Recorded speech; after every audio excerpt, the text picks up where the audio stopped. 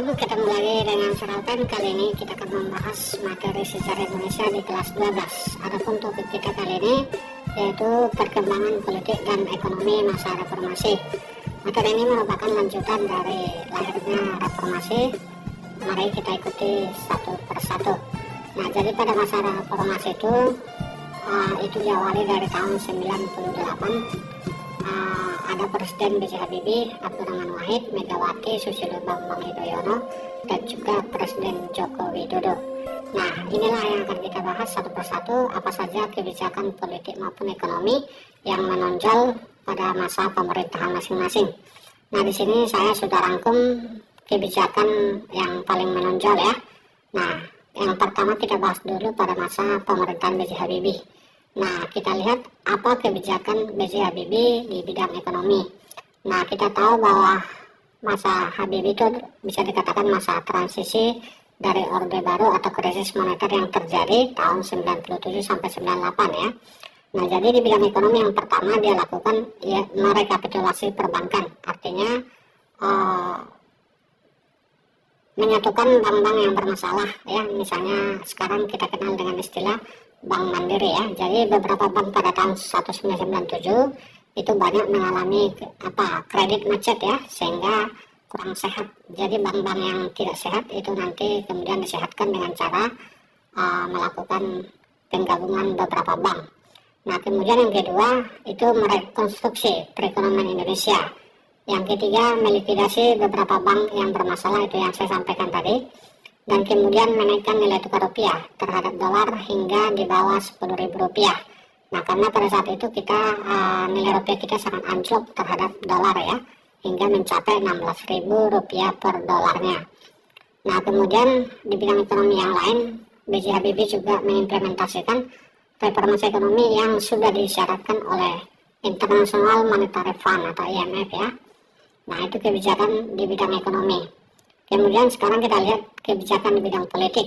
Nah, yang paling menonjol, Habibie itu mulai memberikan kebebasan kepada rakyat atau kebebasan berpolitik juga, berbicara dengan dikeluarkannya nanti Undang-Undang Nomor 9 tahun 1998, yaitu tentang kemerdekaan menyampaikan pendapat di muka umum.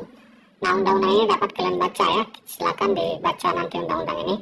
Kemudian juga melaksanakan otonomi daerah sesuai dengan tuntutan agenda daripada reformasi ya. Nah, itu sebabnya kita sekarang mengenal yang namanya otonomi daerah ya, yang mana daerah-daerah di Indonesia itu sudah berhak untuk mengatur anggaran pendapatan ataupun belanjanya ya. Kemudian melaksanakan pemilu tahun 1999. Artinya pada masa pemerintahannya pemilu dipercepat ya.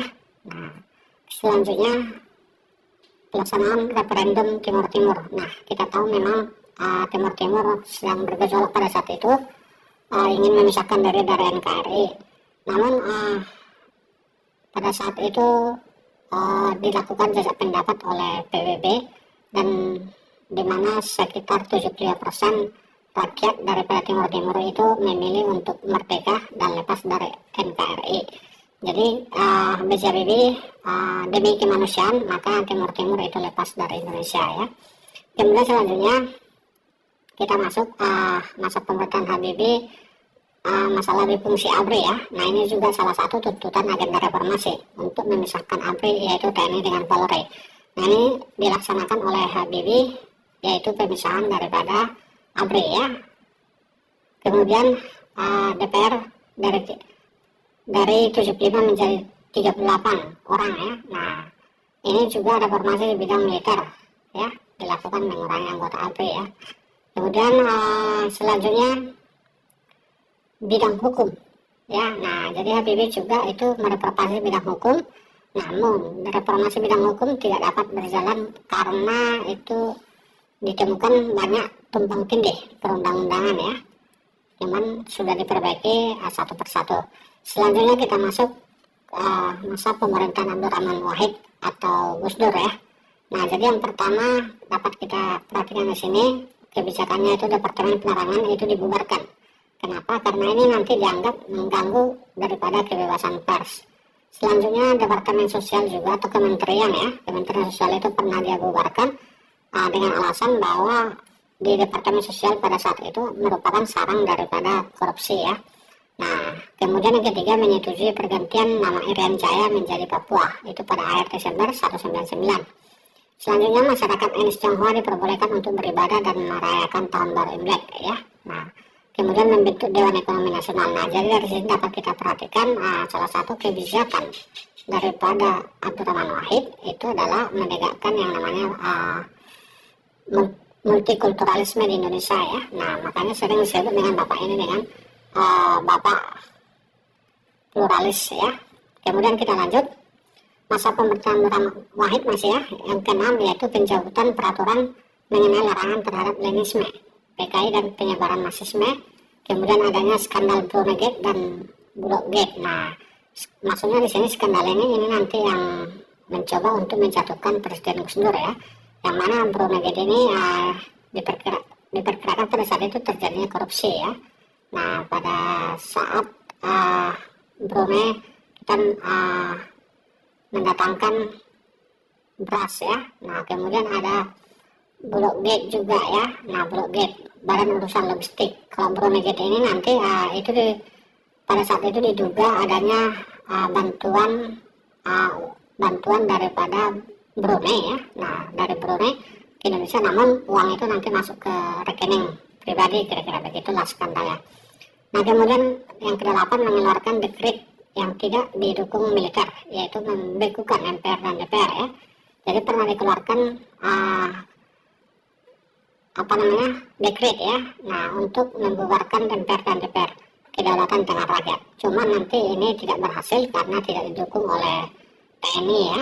Nah, jadi ini bisa kita simpulkan pada saat itu terjadi antara konflik antara Presiden Abdurrahman Wahid dengan MPR maupun DPR ya. Nah, kita lanjut. Kemudian masa pemerintahan Megawati ya. Nah, jadi pemerintahan Megawati adapun kebijakannya misalnya mendirikan lembaga pemberantasan korupsi yaitu KPK ya. Nah, disinilah mulai KPK itu digagas. Kemudian menghentikan aktivitas pembangunan privat di Papua karena dianggap melanggar aturan internasional tentang AMDAL ya, analisis mengenai dampak lingkungan. Kemudian menghentikan kontrak pertambangan minyak Caltex di Blok Natuna, Kepulauan Riau ya. Kemudian kebijakan selanjutnya membubarkan BUMN terkorup pada masa itu yaitu Indosat ya, karena merugikan negara puluhan triliun. Nah, dan banyak praktek ilegal di Indosat. Aset dari pembubaran BUMN itu dipakai untuk membayar hutang negara, terutama hutang ke IMF nantinya ya. Kemudian selanjutnya menangkap 17 jenderal korup, termasuk jenderal ketua PBSI. Nah, Megawati itu membawa Indonesia berhasil keluar dari IMF. Nah, tahun 2003 kenapa? Karena di situ nanti Megawati sudah melunasi utang Indonesia ke IMF ya. Nah, selanjutnya kita lihat mendirikan Akademi Intelijen yang pertama di Indonesia, melakukan pembangunan infrastruktur vital setelah pembangunan berhenti sejak 1998 karena kita Indonesia dilanda oleh krisis moneter ya. Kemudian melakukan privatisasi BUMN ya. Selanjutnya melakukan amandemen Undang-Undang Dasar 1945, lepasnya Pulau Legitan dan Sipadan ya. Kemudian kita masuk masa pemerintahan SBY, Susilo Bambang Yudhoyono. Nah, yang pertama ekonomi terus tumbuh dan berkembang dengan fundamental yang semakin kuat, itu pada tahun 2010 ya. Selanjutnya itu menaikkan harga BBM, terjadinya juga kasus Bank Senturi ya. Nah, check and balance antara pemerintahan pusat, DPR dan DPRD itu berjalan dengan baik ya. Kemudian pemberantasan korupsi dan penegakan hukum itu mencatat prestasi juga, begitu pula dengan pemberantasan terorisme dan narkoba. Nah, selanjutnya juga dapat kita perhatikan terjaganya keamanan ya dalam negeri, walaupun masih banyak konflik masyarakat dalam skala kecil tapi ya. Kemudian adanya konflik cicak versus buaya, ini hanya istilah saja. Ini pada saat pemerintahannya pernah terjadi konflik antara Polri dan institusi Polri dengan KPK ya. Kemudian penyelesaian konflik Aceh. Kemudian makin baiknya upaya pengembangan koperasi usaha kecil ya. Selanjutnya terjadinya bencana alam di beberapa daerah di Indonesia, misalnya itu di Aceh ya, ada pernah tsunami, di Yogyakarta juga, di Padang juga ya.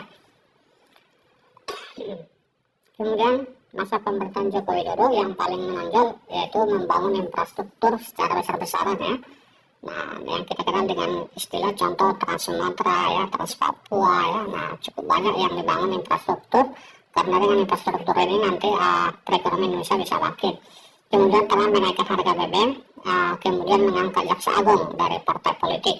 Program kartu sehat yang kita kenal ya, program yang paling menonjol dari Joko Widodo. Ada kartu pintar juga ya. Nah, kemudian mengeksekusi tahanan narkoba, melarang menteri datang ke DPR untuk menghindari nanti terjadinya persekongkolan misalnya ya. Terus adanya konflik penangkapan pimpinan KPK. Nah, dan banyak lagi kebijakan-kebijakan yang dilakukan oleh Presiden Joko Widodo, karena Presiden Joko Widodo itu sudah menjabat 2 periode ya. Nah, mungkin itu dulu secara ringkas mengenai kebijakan-kebijakan Presiden pada